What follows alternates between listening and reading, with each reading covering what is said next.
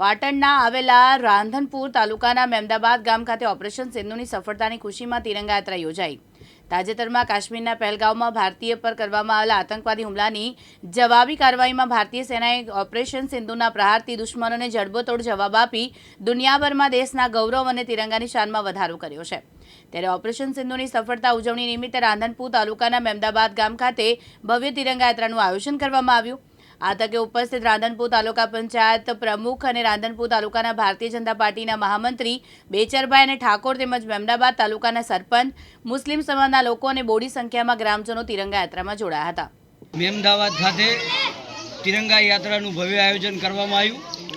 પહેલગામમાં આતંકી હુમલામાં મારી ગયેલા નિર્દોષ લોકોને શ્રદ્ધાંજલિ તેમજ તેના બદલા માટે જે ભારત સરકારે ઓપરેશન સિંદૂર કર્યું અને એની જે સફળતા હતી એ સફળતા અને આપણા ભારત દેશના સૈનિકો દ્વારા જે પાકિસ્તાનની ધરતી ઉપર જઈ અને આતંકીઓને ઠાર મારી અને ભવ્ય સફળતા મેળવી છે, એમના અદમ્ય સાહસને આજે બિરદાવવા માટે મેમદાવાદ ગ્રામજનો અને મોટી સંખ્યામાં યુવાનો તિરંગા યાત્રામાં જોડાઈ અને શહીદોને શ્રદ્ધાંજલિ તેમજ વીર જવાનોને અમારા નમન।